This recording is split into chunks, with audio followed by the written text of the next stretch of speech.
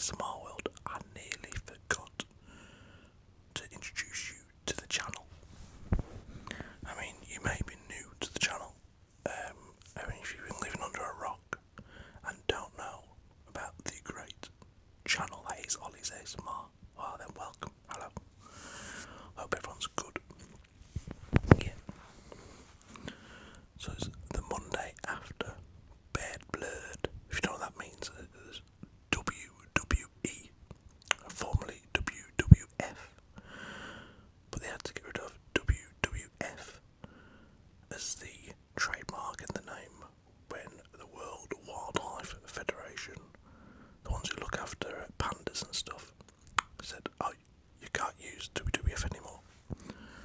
So they went to WWE, World Wrestling Entertainment, which at the time Vince McMahon was not happy about because it let on that it was an entertainment business as opposed to a sport. And therefore, if it's entertainment, i.e. movies, TV shows, wrestling, it is predetermined. There are storylines, and he used to like to keep it, without openly admitting that it was fake. He wanted to give off the impression that anyone could win on any given night. But moving on, we digress. WWE Bad Blood was this weekend just gone. Guys, I know this mic might make a bit of a racket. I was told the other day, stop making a racket with the mic. When I record in the garage, I've got something to put this on. When I'm in here, I can put it on this little stand, or put it there, and hopefully you'll still hear me alright. But it's a bit further away. Let's have a go. Bear with. Okay, I literally put the microphone down and then my phone went off. I forgot to mute the bloody thing. So I had to stop and restart, which is just annoying. The other thing that's annoying, don't you just hate it when you have a hot drink and you spill the bloody thing on the table just by knocking the table with your leg? That has just happened, and now there's a big puddle of coffee where the cup had been. It's just aggravating. I'll quietly put my cup down. There we go. Anyway, WWE was this weekend. I thought we could have a little chat about it. Bad Blood, WWE Bad Blood was just gone. I know it's not a lot of wrestling fans on my channel. Despite me doing wrestling content on and off, I admit it's not a regular. But for about 4 or 5 years now, maybe longer. I mean, I've had my channel a long time. I wonder how long I've had it for. I can't be asked to look, but quite a long time. Without it ever going off. Like, I don't have a lot of followers, but hey ho. So be it. Wrestling WWE Bad Blood was this weekend. Let's get into it. It opened up with Hell in a Cell. Yes, it did. Hell in a Cell featured CM Punk. CM Punk, yes it did. Taking on Drew McIntyre, the Scottish Warrior, in what was, I don't think will be, their finale to the trilogy. They had a normal match, and then who won that one? McIntyre won the first match. Wasn't that good? For all the hype around it, he was alright, but it wasn't brilliant. They then had a strap match. We had to tap all 4 corners of the ring, and that was entertaining, and CM Punk won that one. And then you had a, anyone can remember if they watched it, McIntyre had Punk on his shoulder. McIntyre's going around tapping the body posts, and as he turns around, Punk's tapping him back. So if you gotta watch it, it's not one about it. It's hilarious. Anyway, I just sound like an idiot to anyone who doesn't know what I'm on about there. So we had that match, and then we had Hell in a Cell, Bad Blood to finish it off. And Hell in a Cell opened, so Bad Blood opened with Hell in a Cell. And that and the last match is all I needed for the whole show. We only got 5 matches in total, which is not a bad thing. Triple H is using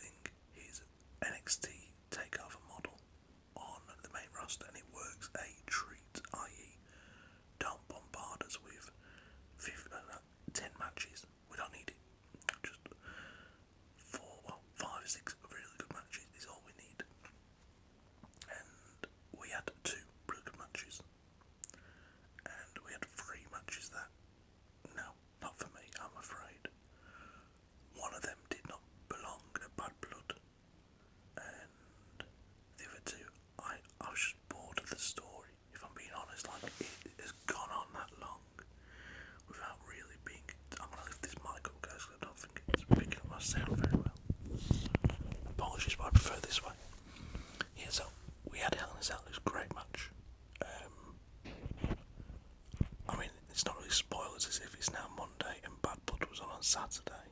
CM Punk won Hell in a Cell. He finished it off with the chain around the leg, and was it a GTE? I think, yeah, go to sleep. GTS trigger, I think that's what it's called. Yeah, he wrapped the chain around his knee. When they brought out the toolbox from under the ring and tipped it out in the ring, and I saw a chain, I was like, that's getting used. And then we got a couple of minutes before the end, I was like, that's not been used. He's got to be using the chain, surely. And it was a good way they used it. But I did feel that maybe it would have been quite appropriate for the match if McIntyre had somehow chained Punk to the cage, to the cell, and beating him, something like that anyway. But we didn't get that. We did get Punk using it at the end. They used a wrench a lot. I mean, out of all the tools, a wrench, yeah, okay. But it was a good match. Punk won, and you'd think that is the end, and I believe it will be for now. Don't get me wrong. I can't see them running it back in a month's time, another pay-per-view. Punk has now won the last two matches between them both. He's 2-1 up. When I say I don't think that's it over and done with, as in, and then I don't know. If Punk was 10 years younger, and he was going to be in the WWE for the next 10 years, but he was 10 years younger, I'd say they keep going back to this stuff, to these two on, a couple more times in the next 10 years, because it's such a good rivalry.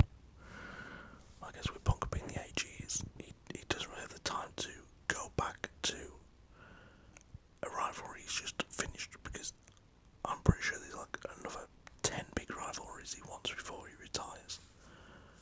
He probably wants a match with Randy Orton, John Cena next year, probably Gunther, etc, etc. Maybe Cody Rhodes, who knows. There's probably lots of people he'd love to wrestle with in the WWE, and if he gets, maybe Roman Reigns, if he gets sidetracked then by McIntyre, then he's not going to have time to do all these, so maybe that's the last we see of these two together. Maybe not.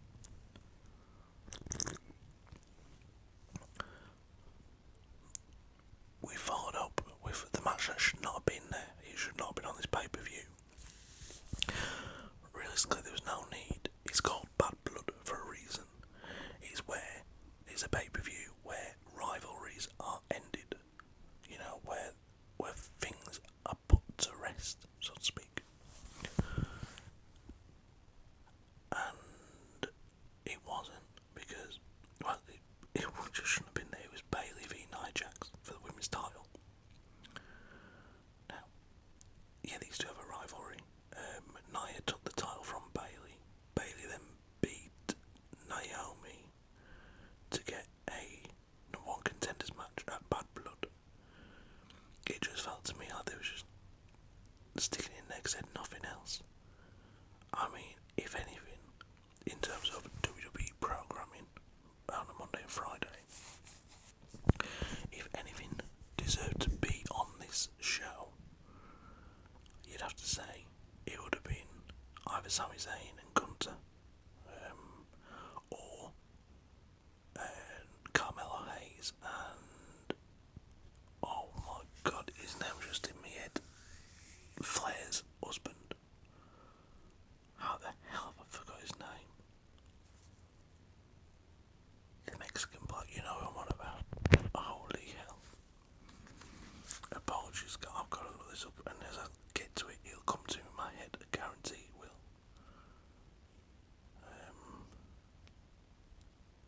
Oh my. Andrade, I've not even looked to see.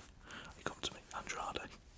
I can't believe I forgot his name, he's one of my favourite wrestlers, when he's not on a microphone. So yeah, Andrade El Hidalgo, whatever that is, him against Carmelo Hayes should have had a blow-off match, a Bad Blood, rather than Nia and Bayley, but I get it.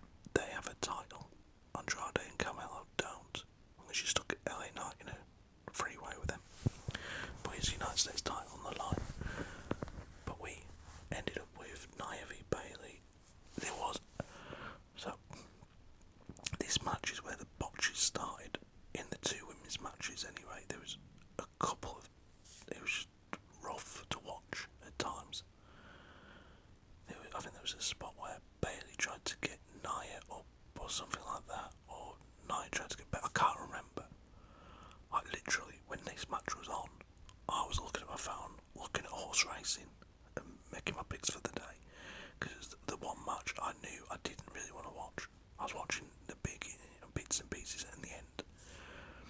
But there was a couple of mistakes I've seen in the match, and it's clumsy. What I will say is Nia is a lot better than she was when she was in WWE originally, like 2 or 3 years ago. Holy hell, she was hurting everyone. But she's really trimmed down, putting a lot of effort and like work, and she's a lot better now. And looks a lot healthier for it.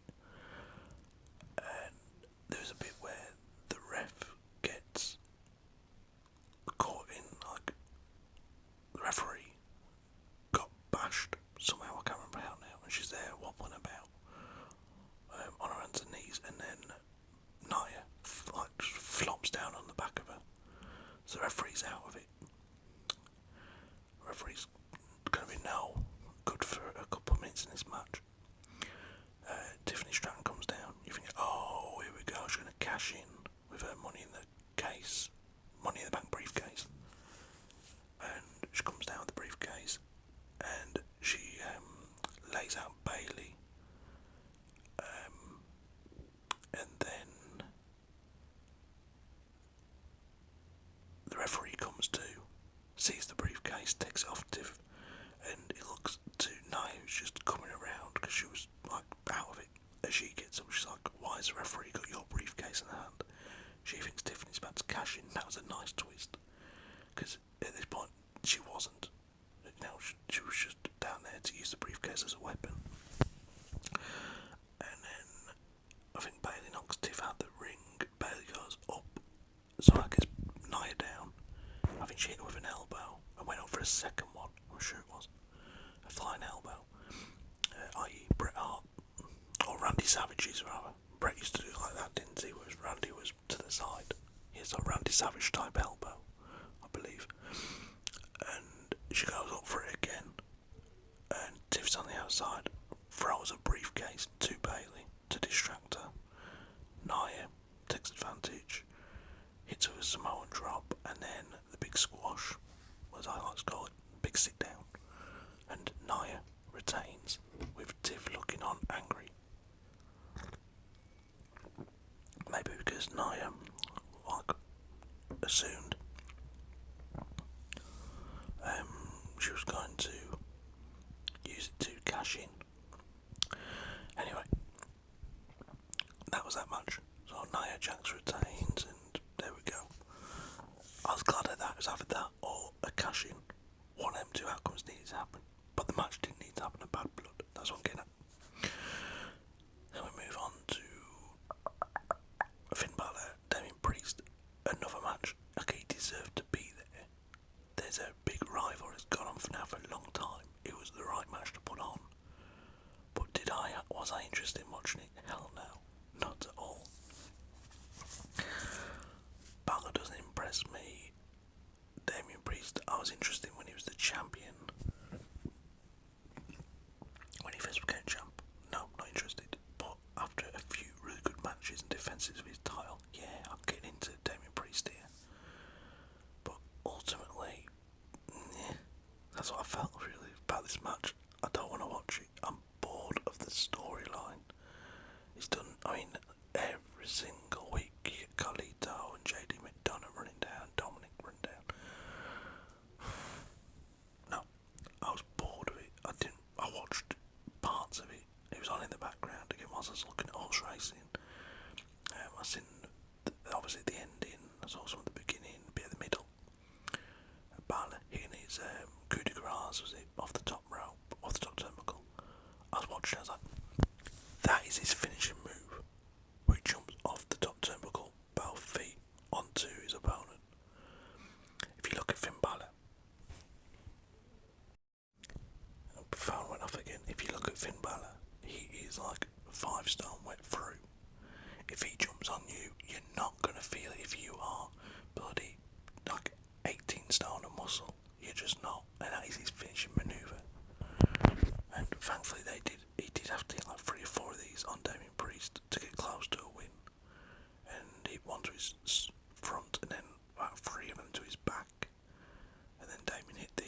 South of Heaven choke slam for the win.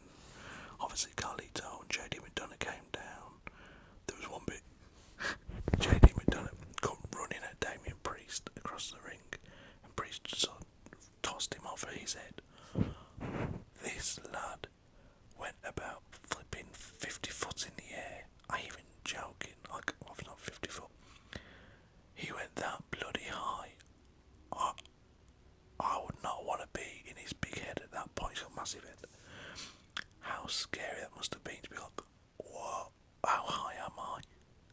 He went right up there. Like, holy hell. I know they come down off ladders and stuff in matches that are really high. But to be running at full pelt and then ended up that high is a different prospect to a ladder, I guess, where you know it's coming. It's rather scary if you're JD McDonough, I reckon. Then we had the other bloodline storyline, Rhea v Liv. Dominic in a shark cage. He set above the ring, but he was outside the ring and raised up. In the past they've done where they've been right above the ring, but they had Hell in a Cell there, so they wouldn't be able to put a shark cage there. It wouldn't make sense. Yeah, we are Liv retaining. I always knew there'd be a screw job finish here. With Dom being in a cage, Rhea thinking she's got it all sussed out. I figured there would be a way where Dom gets into the ring. At one point you could see this chain all around the bottom of the shark cage, like a big chain thing. Whatever the hell it was. And I thought, is he going to at some point lower that down to Liv and use it to restrain Rhea or something like along those lines? Different thoughts come into your head, really, don't they, when you see these matches being made? But that didn't happen. Dom did fall out of the cage and was hanging by his foot somehow on some sort of rope that they'd obviously attached to him beforehand, safety cord. Whenever you see anyone hanging by their leg out of the ring, like through the ropes or whatever, it was off a ladder. I was like, holy hell. There's only a few moves, not moves, but things that happen in wrestling where I think that looks horrible. Like really horrible for the person it happens to. One is your leg getting caught up in the ropes and you're hanging down, or off a ladder and you're hanging down. I mean, I can't imagine what that could possibly do to your knee or your ankle. The other is where they put the ladder over an opponent's head and their head's just sticking out. And then on the other day, triple tag team match between the Street Profits, Solo's crew, and Gargano and Ciampa. And I think it was Tam Tonga, or it might have been Tangaloa, ended with a ladder around their neck, and then Ciampa and Gargano did this move that they do, but it's a ladder, and I cringe watching it. Like, you could break a man's neck if this goes wrong. No, I don't like them moves.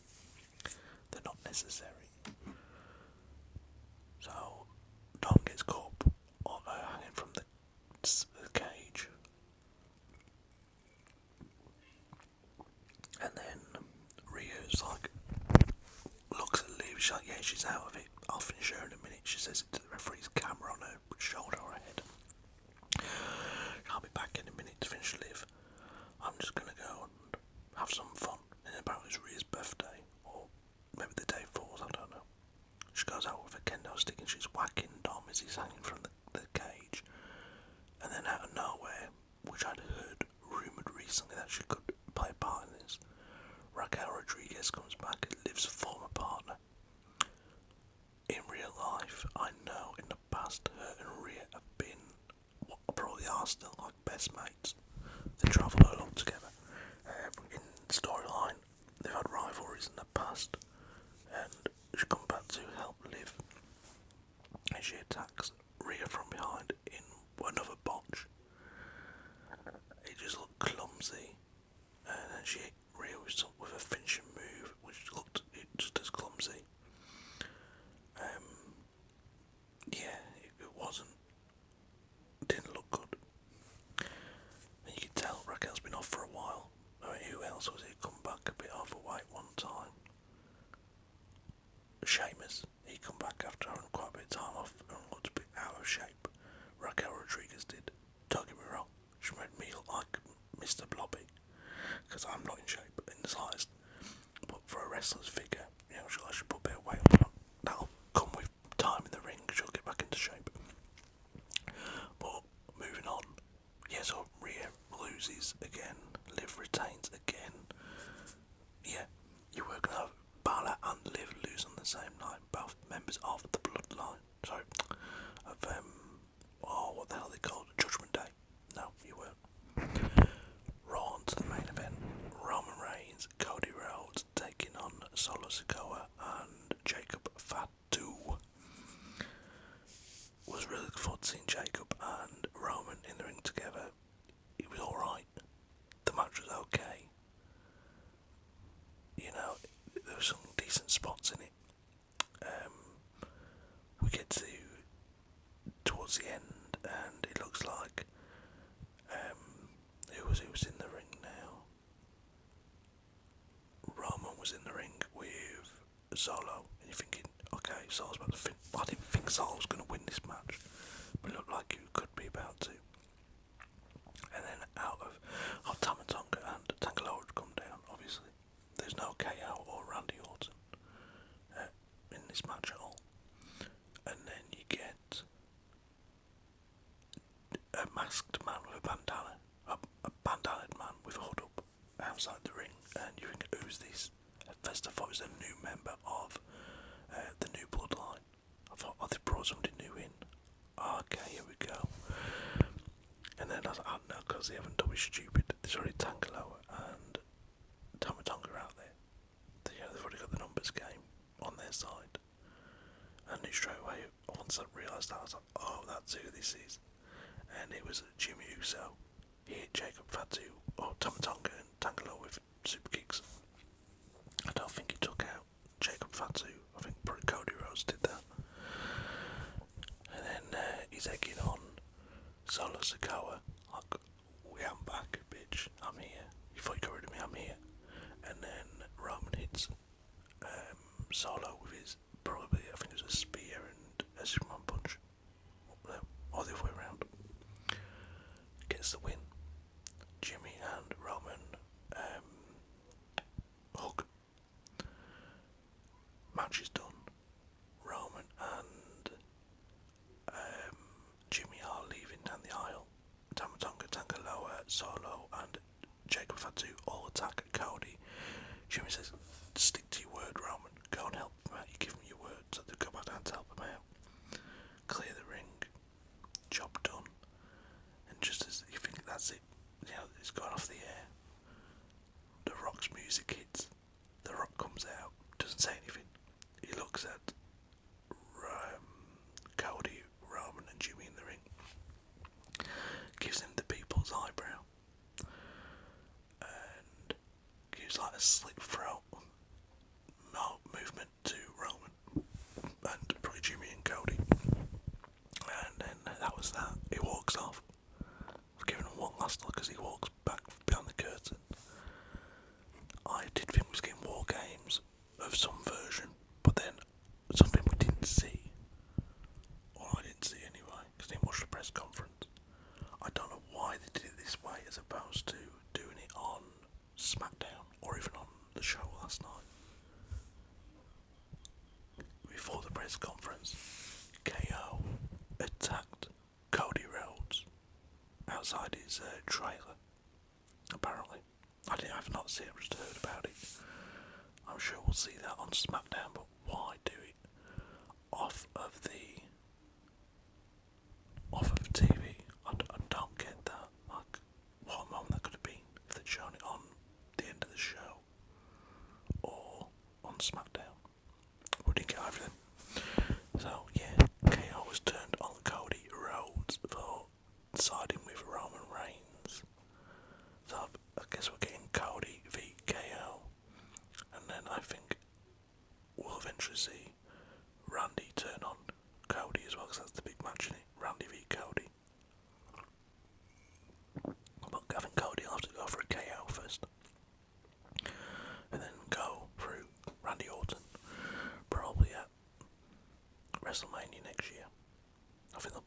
WrestleMania match.